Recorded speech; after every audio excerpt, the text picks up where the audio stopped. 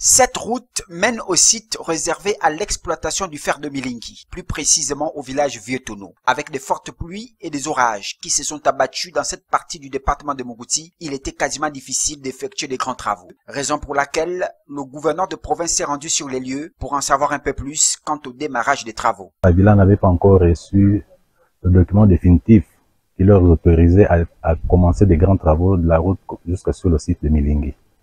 Étant donné qu'Avila vient de recevoir ce document depuis le 27 mai 2025, ce qui fait que Avila va reprendre rapidement les travaux de la route de Tono jusqu'à Vieux-Tono. Donc la société qui a eu à signer le contrat avec Avila Mining sont d'apprêter toutes les machines nécessaires pour commencer les travaux. Cette route qui faisait la fierté de Vieux-Tono permettra aux populations de regagner leur village, fermé depuis plusieurs années. Le sentiment, il n'y a qu'un sentiment de satisfaction. Vous savez que c'est le souhait de toute la population du premier canton en général. Vous savez qu'une route, c'est comme l'homme. Il faut qu'elle soit entretenue pour qu'elle vive longtemps. Si après 3, 4, 5 ans, elle n'est pas entretenue, elle se dégrade. C'est pourquoi les populations sont sorties à la voie publique là-bas, c'est le goudron. Et sinon, comme la société va revenir, les populations vont rentrer. Et grâce à l'arrivée au pouvoir de Brice Clotaire Oligui-Nguema, Vieux-Tono sera désormais un site économique et convoité par de nombreux compatriotes grâce au projet d'exploitation du fer de Milingui.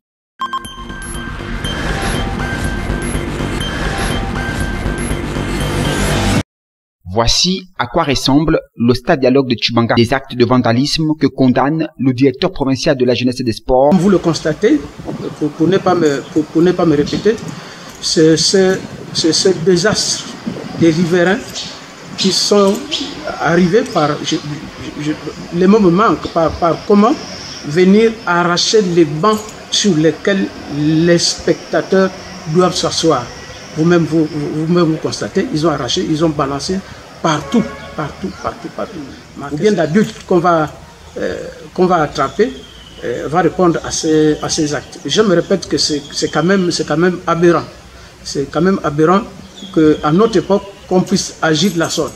Pendant que le stade dialogue est bien entretenu, les autres provinces, ils n'ont pas ce genre de stade. Nous, dans la Nyanga, plus précisément à Tchibanga, nous sommes en train de repartir à zéro. Ça, c'est vraiment des comportements vraiment à bannir. Vivement que les autorités locales trouvent des solutions pour mettre fin à ces pratiques qui mettent en péril ce stade qui a d'ailleurs longtemps abrité des compétitions internationales.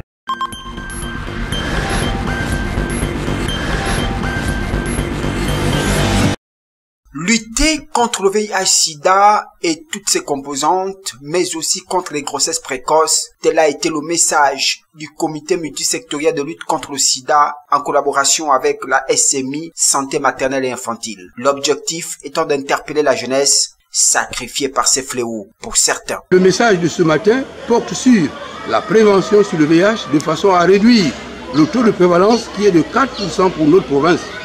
Et aussi un message sur les grossesses précoces et indésirables, parce que les grossesses vont de pair avec la sexualité et le VIH et les grossesses combinées font en sorte que les enfants ont une scolarité menacée et en ce moment-là, la nation en elle-même aussi prend un coup. Donc nous venons ce matin pour rebooster davantage la campagne de sensibilisation sur le VIH, la campagne sur les grossesses précoces, pour que nos enfants soient en bonne santé et que nous puissions espérer pour leur avenir. Les experts de la santé maternelle et infantile, ainsi que ceux de la lutte contre le sida, étaient porteurs d'un message préventif. Lorsque nous sommes dans la médecine préventive, on évite la maladie et on évite la mort.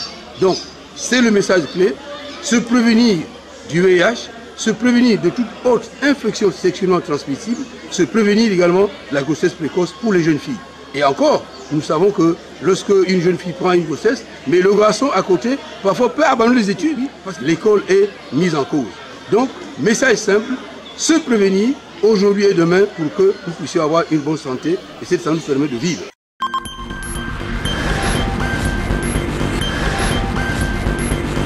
Des agents de forces de sécurité et de défense ont tenu à accompagner la première dame du Gabon dans cette lutte. Les échauffements et tirements ont constitué cette séance. de fitness. Déjà, le sport, il est important, il est essentiel pour la santé.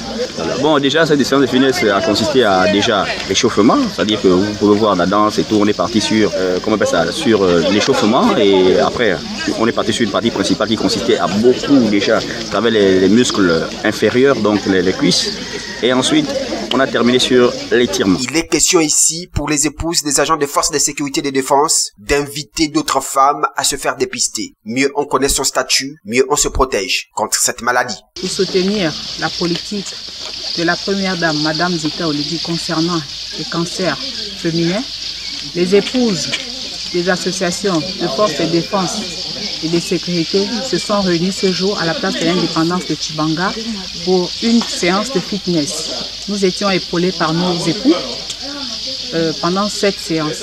C'est une occasion pour nous d'inviter d'autres mamans qui ne se sont pas encore fait dépister, que ces mamans se rapprochent des centres hospitaliers de la province pour pouvoir se faire dépister afin qu'elles puissent connaître leur statut. Cette photo de famille prouve à suffisance que ces femmes s'engagent à trouver des armes pour lutter contre les cancers féminins.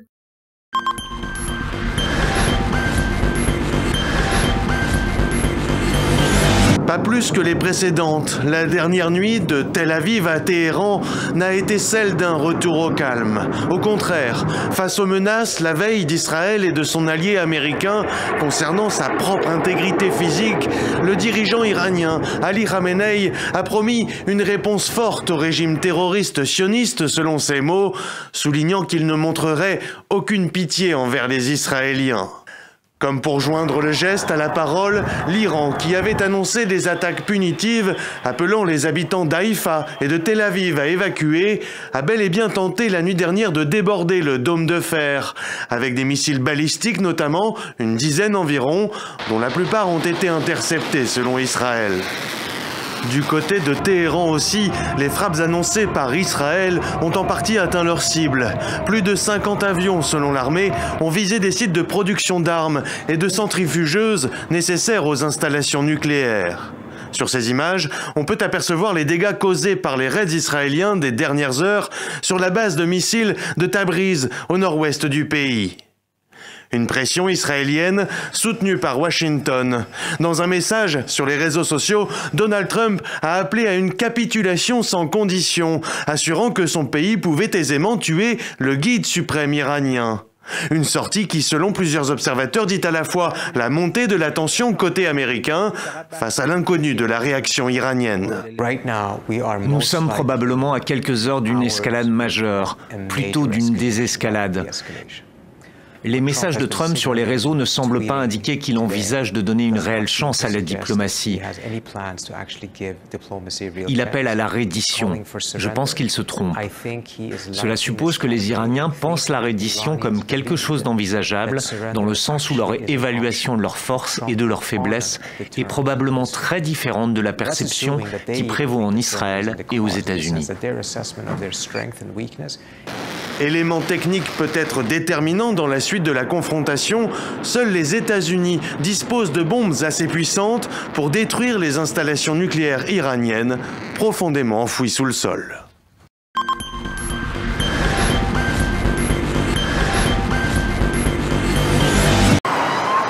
Un épais nuage de fumée plane au-dessus de Téhéran ce dimanche. Durant la nuit, les bombardements israéliens ont visé 2 dépôts de carburant situés à proximité de la capitale iranienne. Le centre-ville de Téhéran a aussi été pris pour cible. Dans cet immeuble en ruine, les secouristes fouillent dans les décombres. Les habitants, eux, vivent au rythme des explosions. C'était un bruit que nous n'avions jamais entendu en 50 ans d'existence. Je n'avais jamais vu ces images que dans les films, pas dans la vie réelle. L'impact de l'explosion a été si fort qu'il m'a projeté contre le plafond. J'ai eu peur. Mon cœur battait la chamade. J'ai eu l'impression que mon cœur s'était arrêté. Le Premier ministre israélien, Benjamin Netanyahou, a averti.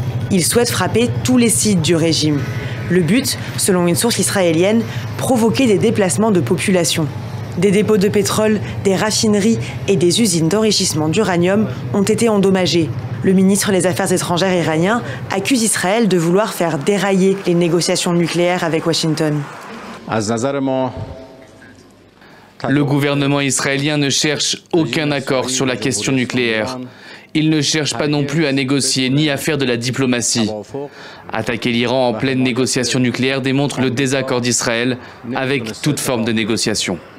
Selon le dernier bilan communiqué par le ministère de la Santé iranien, 128 personnes auraient été tuées en Iran depuis le début de l'offensive israélienne, dont une large majorité de civils. 900 personnes sont également hospitalisées.